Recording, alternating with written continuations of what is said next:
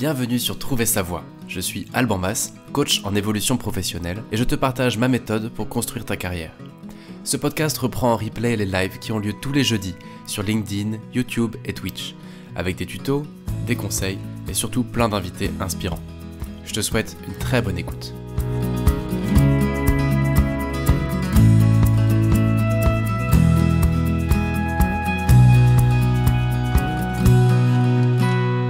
Bienvenue à tous, bienvenue à toutes pour un épisode bonus où j'ai l'immense plaisir d'accueillir Yves Trochery qui va nous raconter... Pardon, salut Yves, j'étais tellement pressé de dire ce que tu vas faire que je t'ai pas laissé le temps de faire ta petite intro. Bienvenue au micro Yves. Salut Alban, enchanté, merci à toi de m'accueillir. En fait, j'étais content de t'avoir avec nous aujourd'hui parce que tu as cofondé Mempacap, qui est devenu en 2, 3, 4 ans un grand acteur du bilan de compétences.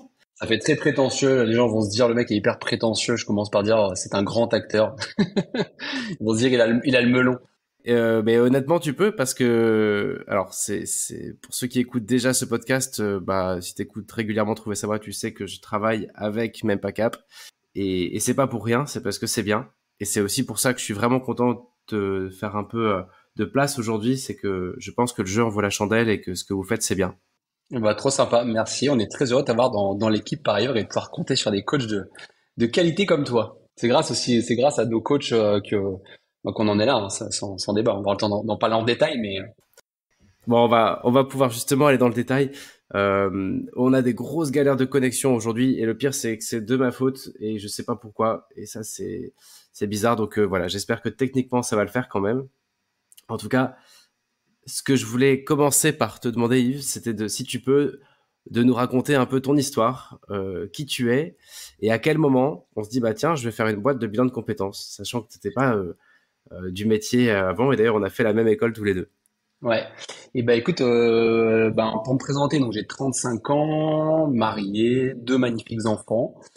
Et en fait, on a fait une école de commerce tous les deux. Et comment on se met dans la tête de créer une boîte de bilan de compétences? Et en fait, ça démarre par un bilan de compétences.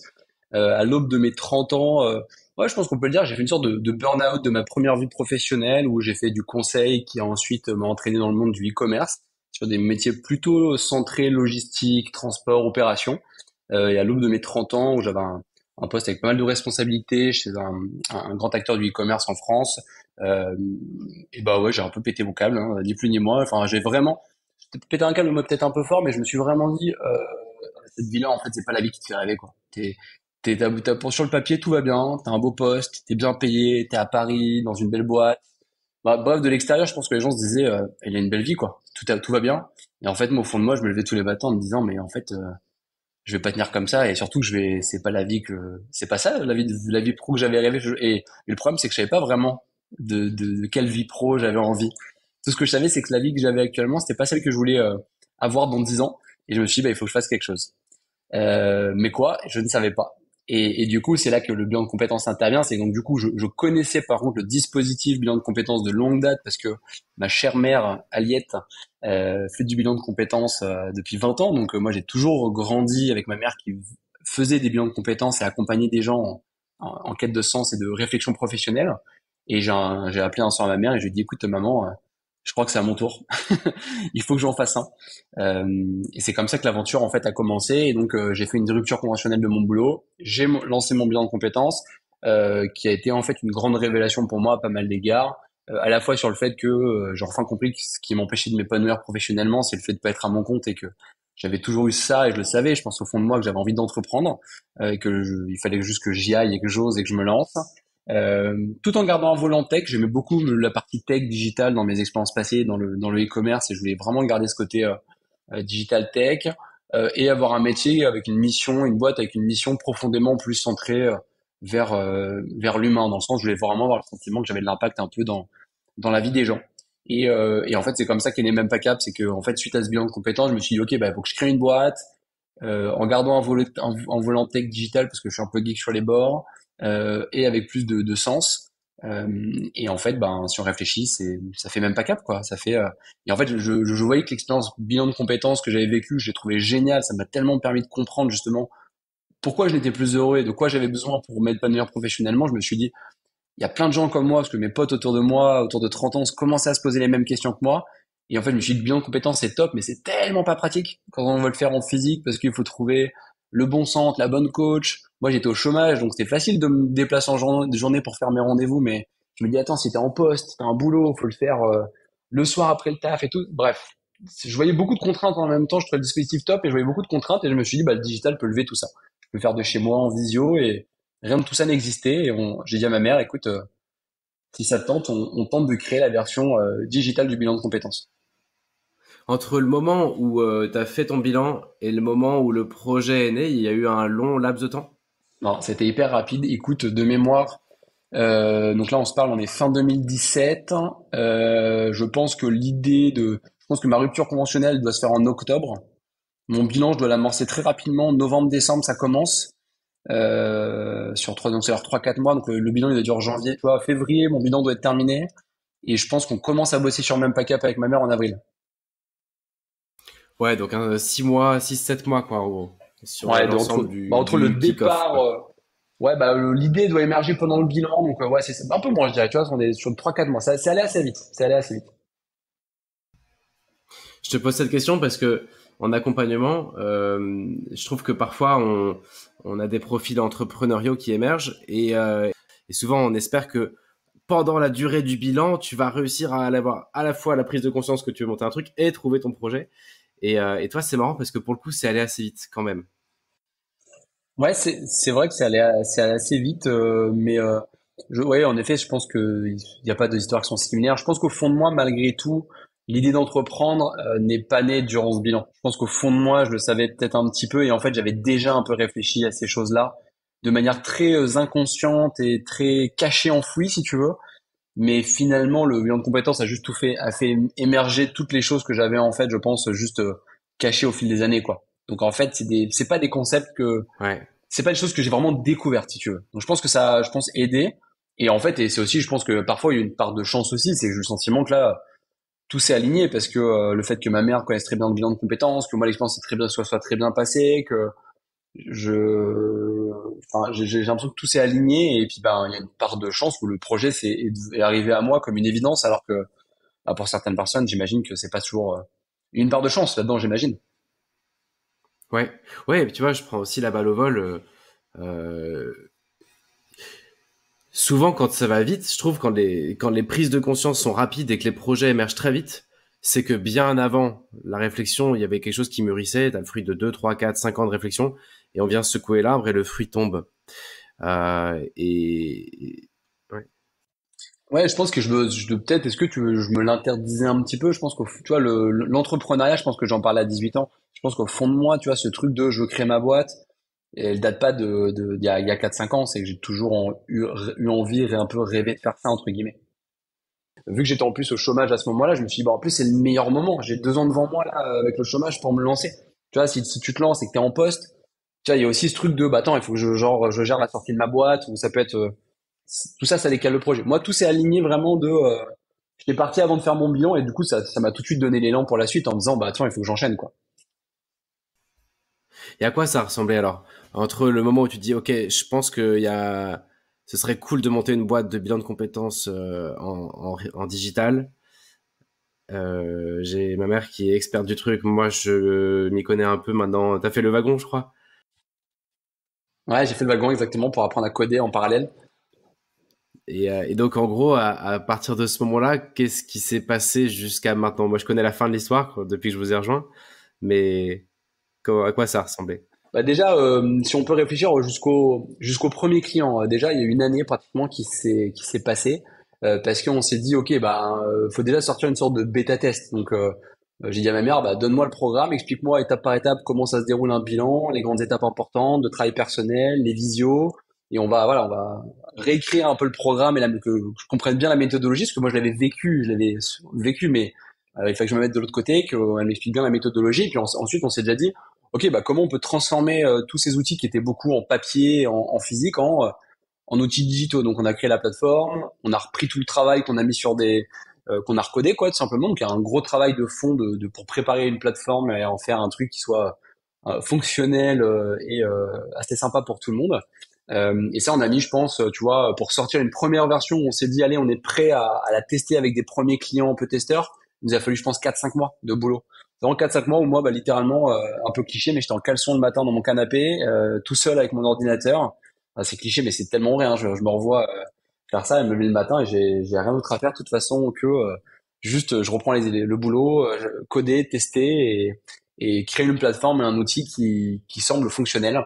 Euh, et voilà, c'est simple que ça. Et je pense qu'au bout de un peu avant l'été de mémoire, tu vois, donc ça nous emmène ouais, peut-être un peu moins, peut-être 3 mois, tu vois, parce que j'ai l'impression qu'en juillet, août de donc, cette première année 2018, on a une version où on se dit, ok, bah là, il faut qu'on trouve 4-5 personnes qui sont dans la réflexion à qui on va offrir le bilan, mais il faut qu'on teste la plateforme et que des gens puissent nous dire c'est bien, c'est pas bien, et aussi que ma mère côté coach qui a du coup fait les accompagnements puisse dire bah ouais ça marche aussi pour le coach parce que c'était bien évidemment pour le client, mais il fallait qu'aussi côté accompagnement que t'aies une Ouais. expérience un peu sympa. Et donc on a mis voilà 3-4 mois à lancer les premiers accompagnements et puis là rentre une phase un peu longue où finalement c'est beaucoup d'attente parce qu'en fait on lance les accompagnements.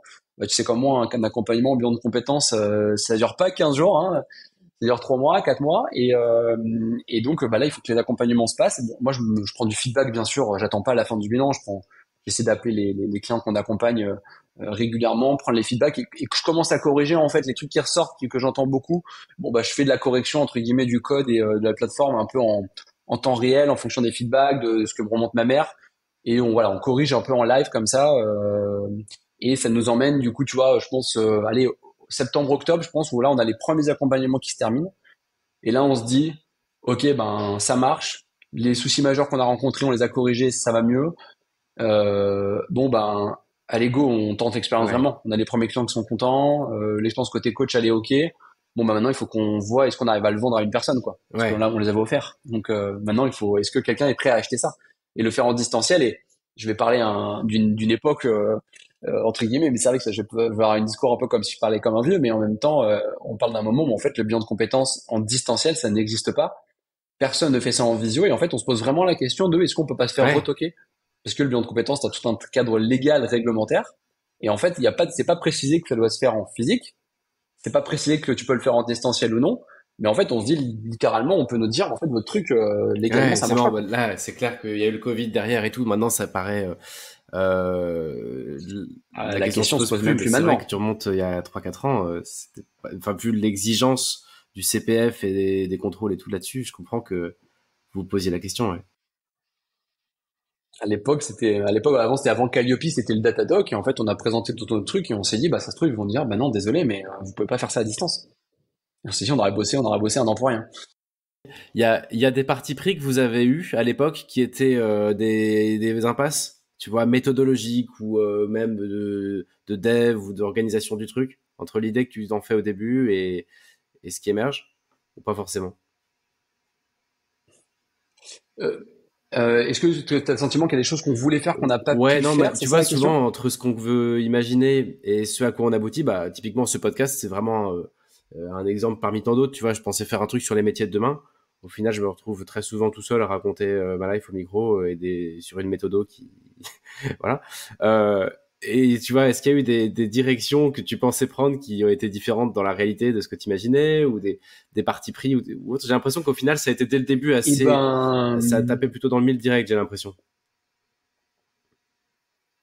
écoute, ouais, je dois t'avouer qu'on n'a pas eu le sentiment d'avoir des grosses galères, mais en même temps, ça s'explique assez facilement. C'est qu'en fait, ma mère, le programme, elle savait exactement ce qu'elle voulait, la méthode, elle la connaissait, elle connaissait les étapes, elle connaissait quand même bien, très bien le contexte réglementaire autour du bilan, etc. Donc, dès le début, le cadre, il était quand même assez précis. Et je pense que c'est bête à dire, mais ça aide parce que ça nous a évité de faire des bêtises. Parce qu'en fait, le cadre, la structure, non, bah ça Oui, c'est oui, c'est indispensable. clair. Donc en fait, bah il faut l'avoir. Donc si on l'a pas, on n'y va pas. Et il y avait, malgré tout, on est dans un métier où il faut quand même accepter qu'il y a tout un contexte légal et réglementaire. Et c'est pas des options. C'est, si tu le fais pas, t'es pas dans les clous. Et donc après, alors du coup, ça s'appelle plus bilan de compétences et t'es plus finançable. Mais c'est pas possible. Donc, on est quand même conscient qu'on est dans un métier où le financement, on peut en parler, hein, on peut peut-être en parler plus tard, mais c'est important, parce que très clairement, sinon, c'est pas la même chose. Et donc, bah, il fallait répondre aux exigences. Et donc ça, c'était notre job malgré le digital et un produit qui n'existait pas encore, et bah, de trouver la solution. Donc, il y a eu des moments où on s'est cassé la tête pendant 15 jours sur un truc parce qu'on avait, mais il fallait le Ouais. faire. Donc, il fallait trouver. Donc, t'as pas le choix. Il y a un côté, donc c'est bien, ça te laisse dans un truc de, bah, moi, finalement, j'avais que ça à faire de trouver la solution, faire évoluer la plateforme pour que ce truc-là fonctionne, quoi. Parce qu'il fallait le faire. Et alors là, on est sur un an après l'idée, on va dire. Enfin, allez, un peu moins d'un an. T'as premiers Ouais. accompagnements. Vous savez que ça marche. Les coachs sont contents, les clients sont contents. C'est ça, bah en fait, pour faire rapide, donc octobre-novembre donc de cette année, on se dit on y va, donc on crée la structure officiellement, parce qu'on a même jusque-là, on n'avait même pas créé de boîte, hein, c'était on faisait ça vraiment entre nous comme ça. Là, on crée donc une boîte, donc on dépose le dossier pour se faire reconnaître bilan de compétences et être éligible, rentrer dans le financement CPF. Là, c'est incroyable, notre dossier est validé en même pas une semaine. Tu vois, vraiment là, du premier coup, ça encore une fois, l'expérience de ma mère a été clé dans cette étape-là, parce que elle connaissait ça par cœur, elle l'avait fait plein de fois et donc voilà, c'est passé. Et donc ça c'est juste avant de Noël, tu vois. Et donc là on se dit on part en vacances et bah c'est simple, 2019 c'est simple maintenant bah on a tout pour vendre donc maintenant bah faut trouver les solutions pour vendre. Et donc on a un bilan de compétences qui est reconnu, qui est finançable. Maintenant faut trouver nos premiers clients et qui sont prêts à dépenser et à acheter notre bilan de compétences quoi. Et donc ça, on arrive 2019. Je pense que j'avais déjà dû bosser un peu dessus avant, mais on crée du coup le site vitrine parce que donc on avait la plateforme qui fait l'accompagnement, mais il nous fallait aussi un site qui présente notre accompagnement, qui on est, comme on travaille, pour que les gens se disent bah ça m'intéresse, je vais les contacter. Donc on crée le site vitrine et je crois qu'on le sort et donc en fait officiellement l'activité commence fin janvier 2019 avec une première version et on se dit bon bah maintenant faut que tout le monde en parle et j'envoie un mail à toute ma base mail, à mon carnet d'adresse en disant je crée une boîte, voilà ce que ça fait, si vous avez des gens qui sont intéressés, n'hésitez pas. Et l'aventure commence comme ça. Et après, c'était exponentiel jusqu'à, Ouais. si on fait avance rapide, jusqu'à aujourd'hui ou, Bah alors sauf si tu veux maintenant, parler du cheminement, mais non, bah, je pense que on peut faire un petit fast forward maintenant, mais en gros, voilà, 4 ans plus tard, parce que c'est ça, maintenant on se parle, on est en 2023, donc là on a lancé janvier 2019, on est maintenant en mai 2023 au moment où on enregistre. On a accompagné pas loin de 6000 clients, donc en effet, ça a été, je crois que la première année, pour donner un ordre d'idée, je pense aux gens, on a dû accompagner 50 personnes, tu vois. Donc, tu vois, et ça, 4 ans ouais. plus tard, on a accompagné bientôt 6000 clients. Donc voilà, on voit une grande accélération. Et je pense qu'en fait, il y a eu pas mal d'éléments qui ont aidé ça. C'est qu'à la fois, je pense que le format du coup digital vraiment qui n'existait pas répond à une vraie problématique de gens qui sont en poste, qui veulent faire le soir, le week-end. Bah, nous, on sait faire. Beaucoup de centres de bilan de compétences physiques Ouais, ne ouais. savent pas forcément faire. Euh, Deux, il y a bien sûr, bah, le Covid est passé par là, où en effet, ça a mis un coup d'accélérateur énorme à tout ce qui se fait à distance, où en effet, je pense que peut-être des gens qui n'auraient peut-être pas osé le côté visio distanciel à l'époque l'ont vécu un peu de manière subie pendant le Covid et ils se disent bon, en fait finalement c'est pas mal le distanciel, c'est pratique à pas mal d'égards et donc se sont mis aussi à ça et puis bon après il y a aussi un autre élément qui est le CPF qui a permis vraiment aux gens de récupérer la main sur leur droit à la formation. Le bilan de compétences fait partie des dispositifs finançables par le CPF et c'est devenu plus accessible et plus facilement mobilisable en tout cas. Et donc je pense que tous ces éléments cumulés ont participé au succès, et encore tout est relatif, hein, bien évidemment, mais au fait que voilà, ça a grandi assez vite, et ce qui fait que 4 ans plus tard, on a 70 coachs et une vingtaine de salariés. Et à peu près 6000 personnes accompagnées. Ah, moi, je voulais prendre un tout petit peu le lead dans cet épisode, pas longtemps, parce qu'on est là pour parler de Mempacap et de toi, mais juste pour parler d'un point de vue coach, de ce que je trouve que vous avez su bien faire. Il y a des trucs évidents, c'est que Mempacap, c'est une boîte qui reste super familiale dans l'esprit. Tout le monde, que ce soit coach, salarié, est passionné par ce sujet-là, quoi. Vraiment. Enfin, moi, ça fait tout ça, c'est des raisons au-delà du fait de travailler, d'avoir des gens intéressants à accompagner, des dossiers intéressants. Il y a tous ces côtés-là qui sont cool, mais il y a un truc, je pense, que vous faites, que même pas Cap, vous avez compris dès le début, et je pense que c'est l'expérience d'Aliette qui veut ça. Mais c'est cette méthodologie un peu en 3 étapes, avec vraiment une dimension de, on passe pas de, je réfléchis, je fais des tests, je sais où je vais, mais je réfléchis, j'identifie des gens, et t'as toute la structure derrière. Il y a pas mal de ressources pour aider à aller à la rencontre de ces gens-là. Tu sais, vous avez créé la communauté Facebook. Il y a pas mal de ressources dont on va pas parler là, mais juste pour dire que cette méthodo, moi j'y crois, mais dur comme fer. Et pour ceux ou celles qui écoutent ce podcast de temps en temps, vous le savez, je crois vraiment qu'on peut pas conceptualiser là où on va. On le découvre a posteriori après avoir eu une rencontre, une intuition, un truc, et souvent c'est lié à être dans la vraie vie, à rencontrer. Et c'est quelque chose d'hyper important pour moi, qui est central dans la méthode de Mempacab. Et c'est une des très grosses raisons qui font que je trouve ça super de bosser avec vous et que l'outil est super, tu vois. Je trouve que c'est un point hyper important du truc. Bah, déjà, merci, c'est sympa pour ces compliments sur la méthode, mais il faut bien garder en tête que la méthode de même pas cap, elle est pas née en 2019 ou en 2018 quand on a eu l'idée. C'est qu'en fait, c'est le fruit de 20 ans d'expérience professionnelle de ma mère qui fait du bilan de compétences depuis un peu plus de 20 ans. Et en fait, la méthode, elle l'a fait grandir, elle l'a fait évoluer sur la base de ses expériences. Et en fait, aujourd'hui, ce qu'on propose à nos clients, moi, j'aime bien dire que finalement, même pas cap, c'est pas une boîte qui a juste 3 4 ans, c'est en fait une méthode qu'on a transposée, mais qui existe depuis longtemps et qui a déjà eu énormément de versions et d'itérations, Ouais. ce qui nous permet d'en arriver à cette version aujourd'hui dont les clients bénéficient, mais c'est une grosse expérience derrière en fait. Je sais pas si enfin voilà, je pense que les gens ont compris l'importance qu'a ma mère dans cette aventure sur l'accompagnement, mais tu vois, c'est vraiment, je sais pas s'il y a beaucoup de gens en France qui ont l'expérience de ma mère sur de l'accompagnement en bilan de compétences. Elle doit faire partie des gens qui ont fait du bilan de compétences en 2000. Il n'y en avait pas beaucoup, hein. Donc elle fait vraiment partie des pionnières sur le sujet et elle a une grande expérience sur le sujet et qui aujourd'hui, même PACAP bénéficie et profite de toute cette expérience qui nous font gagner un temps fou et c'est ce qui fait que, tu vois, on en parlait en introduction, mais on s'est pas beaucoup posé de questions sur le programme, la méthodologie, elle est là, elle était là. Il fallait la digitaliser simplement, mais finalement c'était le plus simple. Il fallait pas la créer. Moi, ça fait une dizaine d'années que j'essaie pas de théoriser, mais de comprendre des leviers pour se mettre en action, essayer de s'orienter et tout, trouver sa voie, pas dans du bilan de compétences, mais au sens large, jusqu'à trouver un taf. Et j'en viens vraiment à la même conclusion, quoi. Et c'est encore une fois, pour moi, doublement cool, tu vois, cette approche-là, c'est une chouette aventure, une belle boîte, et puis il y a cette méthode-là qui me parle vachement.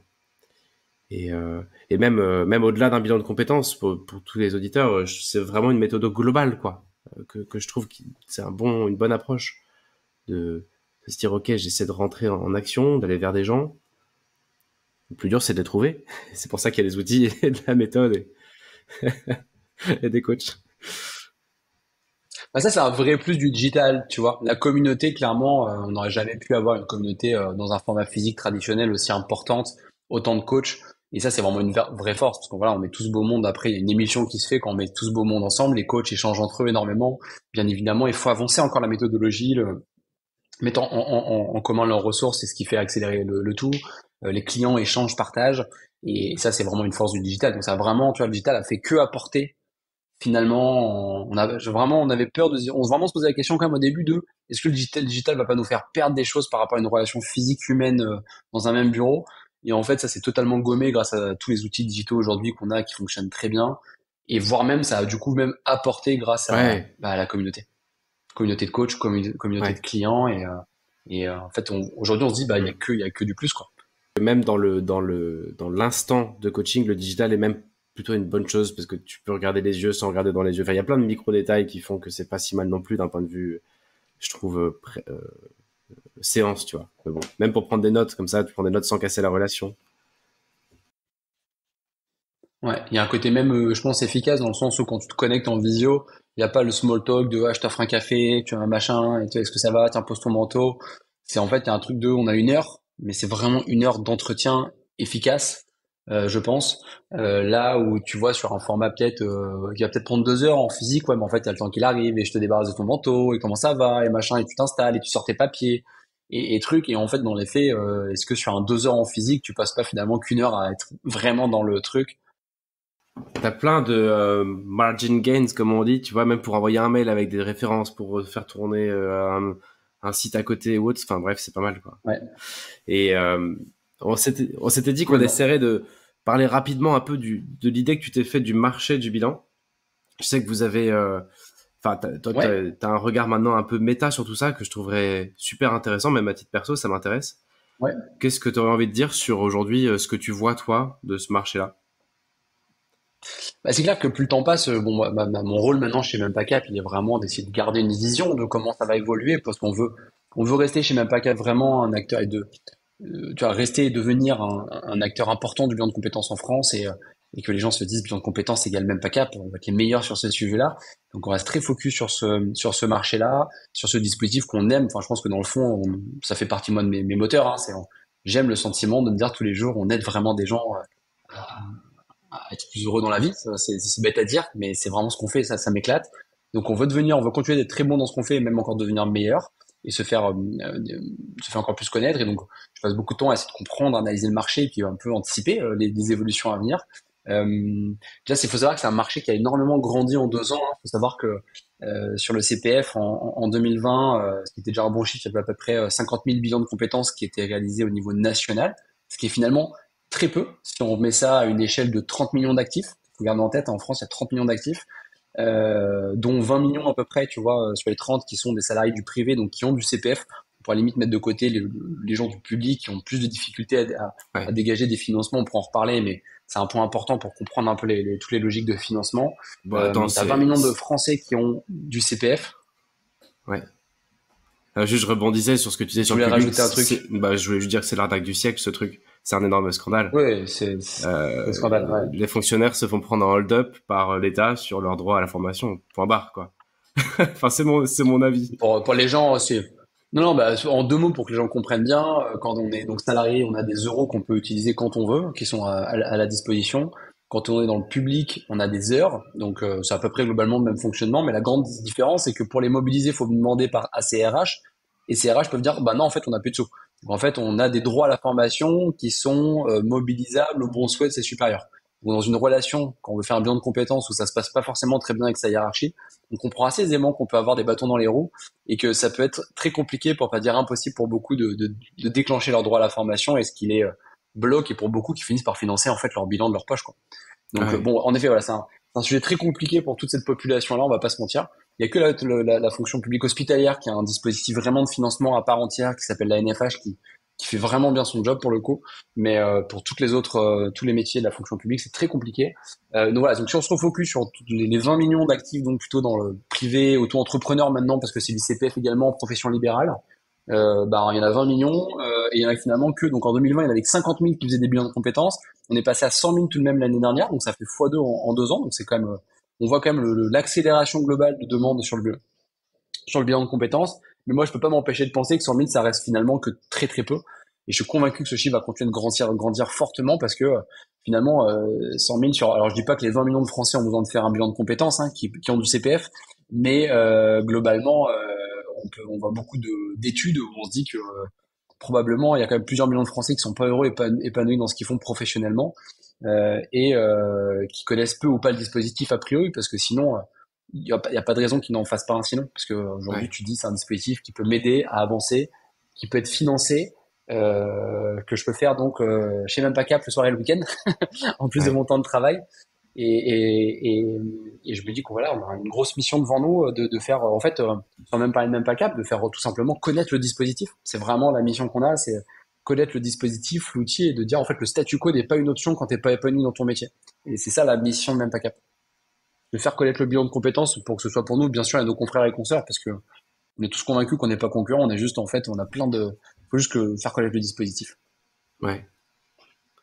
Il y a des questions sur le reste à charge, des trucs comme ça qui émergent. Il y a un peu du nouveau sur tout ça. Je sais pas si c'est pertinent, En effet, mais bah, en gros, ouais. l'État a envisagé en fin d'année dernière ils avaient introduit l'idée qui a un peu chez le médecin hein, finalement de dire bah en fait sur une consultation à 25 euros, je sais pas quand t'as 1 ou 2 euros de ta poche et sur lequel t'es jamais remboursé, ils voulaient un peu introduire cette idée dans le CPF mais en fait avec des proportions beaucoup plus importantes, hein, on parlait de 20 à 30% de ce qui était sorti dans la presse. Donc sur un bilan de compétences qui chez nous est à 1 600 euros, bah, on parlait de potentiellement 400 500 euros de reste à charge. Et donc bah on se disait tous, bah, ça se met en place, alors là, je parle même du bilan de compétences, mais en fait, c'est vrai pour toute la formation professionnelle hein, qui sont financées en grande partie grâce au CPF aujourd'hui. Ça pouvait être entre nous, je pense, très très compliqué pour beaucoup d'acteurs. Donc c'est vrai que ça a posé beaucoup de questions. Bon après voilà, les syndicats, les fédérations ont joué leur rôle hein, de défendre nos intérêts. Aujourd'hui, on n'a pas beaucoup plus d'infos, mais les infos qu'on a, c'est que semblerait-il quand même que ce projet soit un peu mis en stand-by, donc on ne sait pas ce qui va se passer, mais ce qui est sûr et certain, c'est que ça serait extrêmement dommageable pour tout le secteur de la formation si un dispositif, du moins dans ces proportions-là, hein, tu vois, était mis en place, ce serait, je pense, très compliqué. Donc pour l'instant, en tout cas, c'est possible de tout financer avec ces fonds, Oui, ces clairement, CPF, quoi. un peu les informations en off qu'on a pu obtenir serait quand même que le projet de reste à charge soit un peu, pour l'instant en tout cas, mis au placard. Bon, pour combien de temps, on ne Ok, sait pas. Mais on est dans un ok. métier, faut garder, je pense que du coup, ça m'a surtout fait moi comprendre et appris un truc, c'est que on est dans un métier qui est intimement lié à la politique. Donc demain, Hmm. changement de gouvernement, la règle du financement de la formation peut changer du jour au lendemain et on devra toujours s'adapter. Donc bah, on se réadaptera de toute façon si ça devait arriver. Hein, il n'y a pas le choix. Il y aura toujours besoin de nous, je pense. Il y a toujours des gens qui se questionneront sur leur vie professionnelle et puis bah, on s'adaptera avec ce qu'on nous proposera à ce moment-là, mais en espérant que ce soit le moins dommageable pour les gens en fait en premier, parce que sinon, en fait, c'est juste une question là. Si on parle on prend un peu de hauteur sur le sujet, c'est de se dire, est-ce que finalement on n'a pas un rôle extrêmement important à jouer pour accompagner tous les gens qui sont peu heureux dans ce qu'ils font, pour les aider à trouver leur voie et finalement les sortir de bois dans lesquels a priori ils sont peu ou pas productifs. Si on parle un peu de d'économie, de se dire bah si t'es pas très bien dans ce que tu fais, a priori tu fais pas très bien ton boulot non plus, ton patron te paye un peu t'es pas super efficace dans ton job. Est-ce qu'on n'a pas à nous une mission importante de s'assurer de cette mobilité-là pour que les personnes soient plus épanouies, bien évidemment, plus productives, si on C'est regarde clair. le côté entreprise, et que en fait, je pense que le coût pour la société de laisser des gens en mode pas épanouis dans ce qu'ils font et de les laisser à leur place, je suis pas convaincu que l'économie elle sera faite sur le CPF, mais elle sera perdue vraiment par ailleurs en arrêt maladie, en frais de santé, en productivité sur les entreprises, etc., etc. Si on se met dans un monde idéal utopique où chacun est parfaitement à sa place et s'épanouit dans ce qu'il fait, t'imagines bien que l'impact sur les arrêts maladie, l'impact sur la performance des entreprises et donc les recettes de l'État sont très très bonnes. Je suis peut-être dans une utopie hein, quand je présente ça, mais c'est ma vision en tout cas. Et justement, vous avez voulu mesurer un peu tout ça, non? Tu me parlais d'une étude que vous avez menée. Il y avait des choses intéressantes qui ressortaient, ouais. Complètement, bah, on l'a rendu public. D'ailleurs, ceux qui sont intéressés pour l'avoir en détail, on a mené une étude auprès de nos 3000 premiers clients accompagnés pour justement aussi de bien se rendre compte de l'impact qu'on avait dans la vie des gens, parce qu'on pense en avoir une, mais en fait, encore faut-il le mesurer et s'en assurer. Et on a mis tous les résultats qui sont sur notre site, hein, s'il y en a qui sont intéressés pour en savoir plus.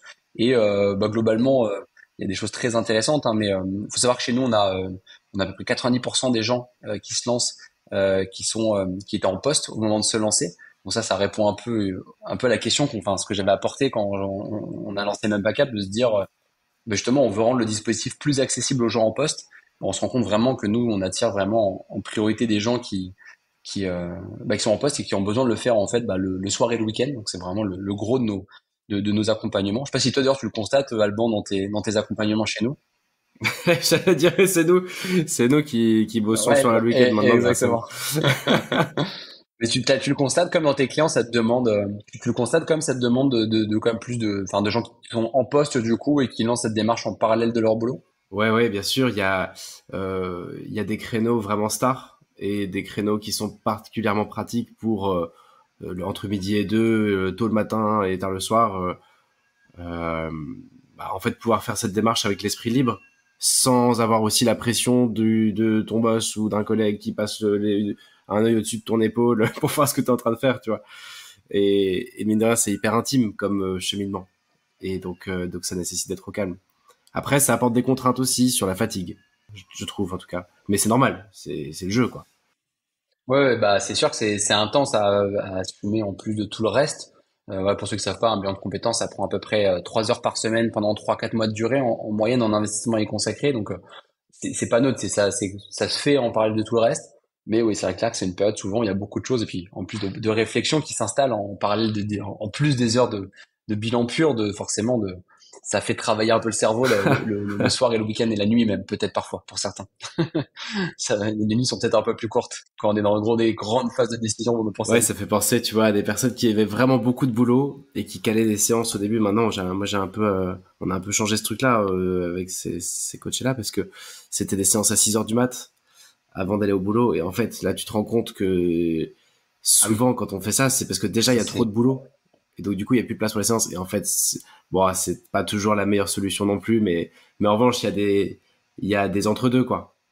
Tu vois, le 17-19, le week-end, ouais. comme tu dis, enfin bref, voilà, il y a plein de solutions et c'est vrai que c'est cool cette flexibilité que ça permet. Tant mieux, je suis heureux de l'entendre. En tout cas, c'est vraiment, tu vois, c'était une des éléments qu'on avait c'était une de mes convictions du début, ça, c'est de se dire, c'est pas pratique pour des gens qui bossent et on en a vraiment là. la confirmation aujourd'hui du moins les gens là, je pense pas que c'est une stat bilan de compétences, c'est vraiment une stat même pas capable de se dire on a plutôt des gens en poste et d'ailleurs plutôt des jeunes. Après, tu vois, si on peut plus parler d'âge et de qui sont un peu nos clients, mais on est plutôt face à des primo, comme on dit, des primo accédants au bilan de compétences, c'est-à-dire des gens qui vont faire leur premier bilan de compétences avec nous, qui ont plutôt la trentaine et qui en sont sur leur première, c'est le premier moment de leur vie où ils commencent à se poser la question de, attends mince, j'ai fait des études, j'ai pris un premier boulot, parfois je vais enchaîner plusieurs expériences, mais je me dis, et là je me dis mince en fait, Ouais. je pense pas être parti sur la bonne voie quoi. Et après quelques années d'expérience, avoir changé de boîte et tenter d'autres expériences, ils se disent bah en fait non, le problème il est peut-être ailleurs et mais en fait le problème je sais pas où il est. Et ça c'est quand même le gros, je poursuis aujourd'hui nos clients qui sont donc du coup plutôt jeunes et aussi Ouais. du coup naturellement plus à l'aise avec le digital. On va pas se mentir, on a plus de clients dans la trentaine que dans les 50 ans et plus. Pourtant on fait des bilans de Et il y compétences à a tout une âge, mais séparation homme-femme. Enfin, je veux dire, la répartition femme-homme par genre, elle est importante. ouais c'est une très bonne question. Écoute. Ouais, elle est très importante. Et ça, c'est, je suis curieux d'avoir ton avis sur cette question. Parce qu'il faut savoir que chez Mempacap, on a, mais ça se confirme dans tous les centres de bilan de compétences pour le coup, hein. Il y a plus de femmes que d'hommes. Si on a à peu près trois quarts de femmes voilà, trois femmes pour un homme. Ma conviction personnelle, c'est que c'est pas que les femmes en ont plus besoin que les hommes. Ça, c'est sûr et certain. Je pense que tout le monde se pose les mêmes questions et autant de questions. Euh, je pense qu'il y a un vrai sujet chez les hommes qui est de se dire, beaucoup se disent, bon, je suis un bonhomme, j'ai pas besoin d'aide. Tu vois ce que je veux dire? Je sais pas si c'est ton sentiment, mais c'est comme ça moi que je l'analyse, parce que j'ai vraiment la conviction profonde que les femmes ne sont pas, y a pas, elles ont pas plus besoin Bah, du dispositif que voilà, les hommes. t'as craqué un truc. Vous avez craqué un truc en digitalisant le bilan de compétences. Bah, il faut craquer un truc dans l'ego masculin maintenant.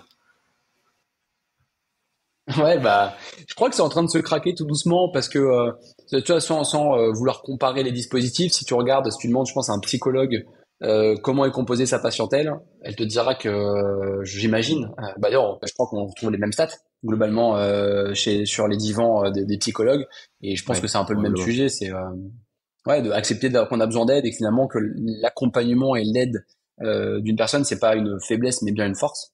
Tu vois, tu vas chercher d'une compétence, une expertise que tu n'as pas par défaut, ce qui est normal. C'est pas ton métier à la base de te poser toutes ces questions-là et de savoir t'analyser. Alors peut-être des gens qui savent parfaitement s'analyser et se comprendre, mais ça arrive bien évidemment, mais on n'est pas. Ouais, bref, vraiment de passer beaucoup de temps sur le sujet, c'est le fruit d'une vie. Hein, je pense que c'est le travail d'une vie là dont on parle, et je pense que c'est une question d'ego. Ça lance un débat sur des racines et sur des modèles d'éducation depuis des siècles, quoi. Mais bon, en tout cas, c'est intéressant. Je pense que c'est quelque chose qui évolue quand même vraiment. Oui, bah, c'est sûr qu'il y a une vraie tendance, ça évolue très clairement. Ça évolue très clairement, donc on peut espérer que dans 10-15 ans, on soit peut-être revenu à la parité.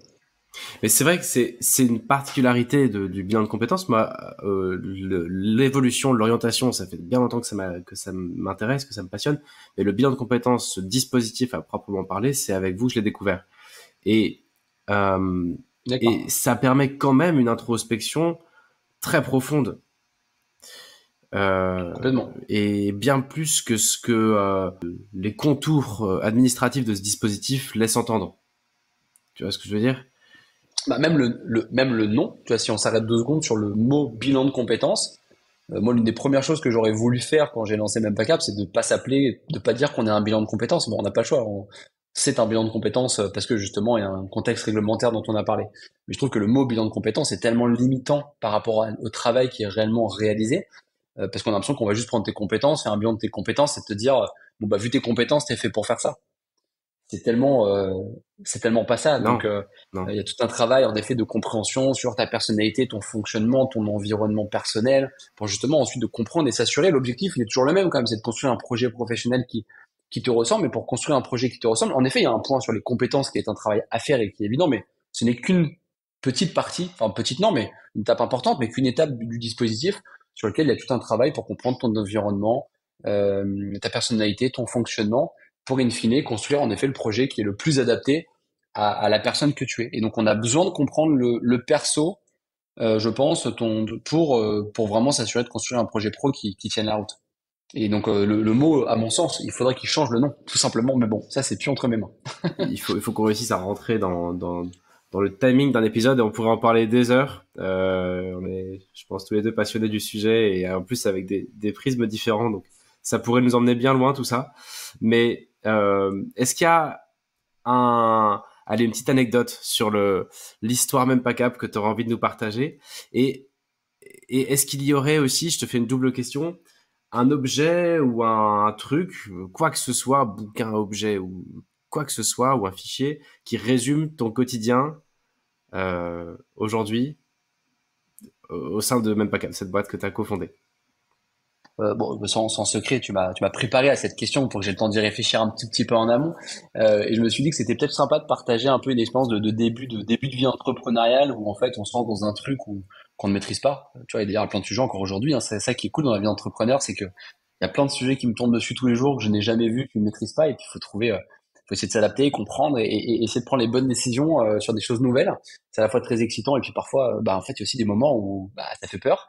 On va pas se mentir. Je trouve que j'ai une bonne expérience qui illustre bien ça, qui date du tout début de même package. Donc on a fait rapidement l'histoire tout à l'heure, mais donc on lance le dispositif en janvier 2019 où on vend à nos premiers clients et je pense que 2-3 mois plus tard, on décide d'envoyer un petit communiqué de presse via une agence à qui on travaille sur Amiens à différents médias pour leur dire bah voilà même pas cap, le premier bilan de compétences digitales. Et on se dit oh, bah c'est cool si on a le Courrier Picard, tu vois, de la presse locale et 2-3 papiers qui relaient le truc, c'est sympa.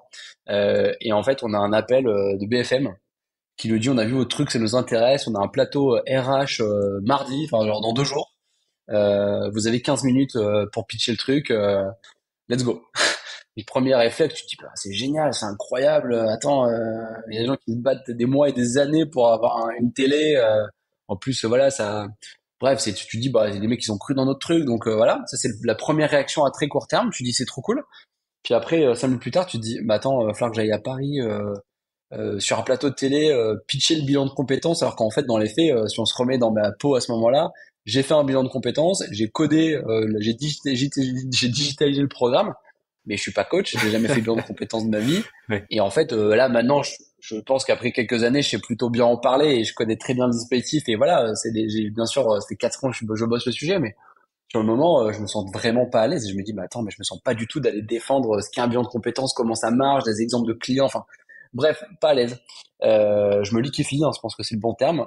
Et là, un bon réflexe d'entrepreneur que j'ai, je me dis, bon, qui est la meilleure personne pour faire ça? Et j'ai fait l'enfant qui a peur, j'ai appelé ma mère et je lui ai dit, Ouais, enfin, dans ton cas, elle a des choses intéressantes aussi à partager, quoi. non, mais en fait, dans le fond, je me suis vraiment dit, surtout, vraiment, un métier, voilà, c'était un plateau RH, vraiment pour parler du dispositif, et je me suis dit, en fait, qui mieux que ma mère qui bosse le sujet depuis 20 ans pour en parler que moi, où j'aurais pu parler de. Certainement, ça aurait été beaucoup moins intéressant et beaucoup moins profond ce que j'aurais eu à partager sur le sujet.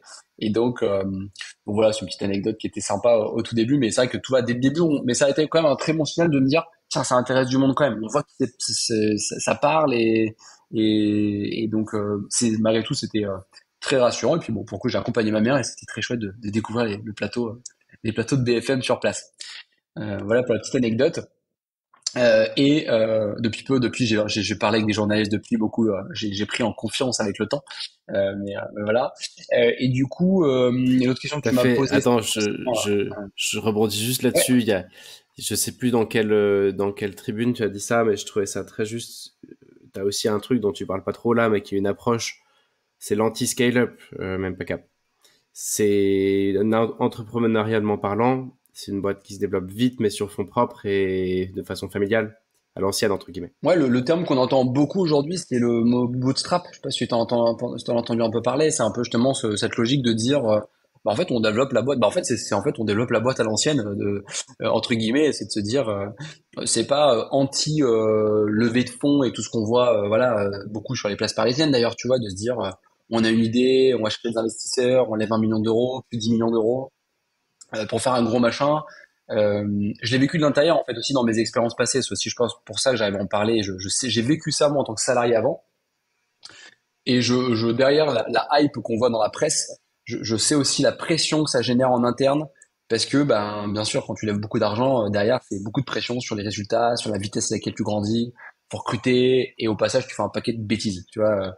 Et en fait, moi, je me suis dit, j'ai pas envie qu'on commence à mal accompagner nos clients parce qu'on veut juste aller plus vite et en vendre plus et j'ai pas envie de me faire des erreurs de recrutement et de passer moi d'avoir finalement une vie en interne à l'intérieur de la boîte qui est horrible, quoi. C'est franchement, j'ai vécu ça avant, donc je l'ai vu.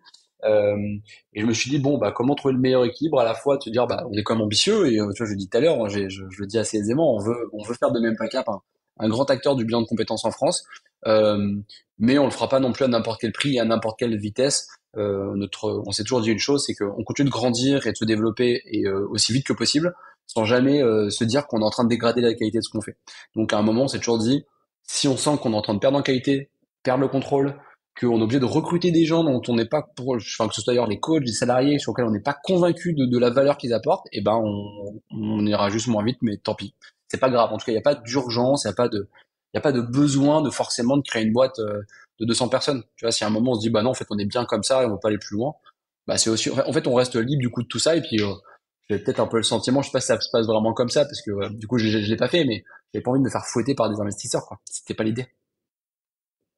Donc on reste autonome, indépendant et du coup avec un esprit familial malgré tout, entre guillemets en bon gestionnaire quoi, de aussi tu vois d'entreprise, on essaie de garder une logique de bonne gestion et donc c'est vrai qu'il y a assez contre-courant de la tech que tu vois aujourd'hui où la logique c'est plus de dire tu regardes pas ta rentabilité, tu lèves beaucoup d'argent, tu grossis fort et puis on verra plus tard le reste quoi.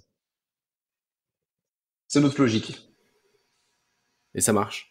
Plus le temps passe, je suis convaincu en fait d'une chose, c'est que ça marche parce que ça me ressemble, ça nous ressemble. Et en fait, j'aurais pas pu faire autre chose parce que moi, ça m'aurait pas ressemblé et j'aurais pas été à l'aise dans un autre schéma, très certainement. Donc c'est pour ça qu'aujourd'hui, en fait, c'est exactement comme ce que tu apprends en bilan de compétences, c'est que plus le temps passe, j'affine et j'arrive à m'affirmer plus en plus, je pense, en tant qu'entrepreneur, de dire, voilà moi ce dont j'ai envie. Et puis on n'en a pas parlé là, mais moi je l'ai dit en introduction, moi j'ai 2 enfants en bas âge. En fait, ma vie aussi, c'est pas que ma boîte. Le matin, je me lève, je m'occupe de mes enfants. Le soir, mon ambition, c'est d'être à 18h30 à la maison parce que je veux être avec mes enfants. J'ai aucune envie de me retrouver dans une boîte où en fait je suis obligé de bosser soir et week-end parce que tu deviens un peu prisonnier de ta boîte. Donc, c'est essayer de trouver aussi la bonne solution. Je pense qu'on doit avoir pour finalement avoir à la fois une boîte ambitieuse qui grandit, qui se développe, faire les choses bien et garder un temps pour soi qui est aussi indispensable pour garder la tête froide au maximum, prendre les bonnes décisions et faire grandir cette aventure sereinement. Et malheureusement, souvent, les boîtes qui grandissent très vite, trop vite, tu fais aussi beaucoup de croix sur ta vie perso à côté. Et moi, j'ai aucune envie de ça.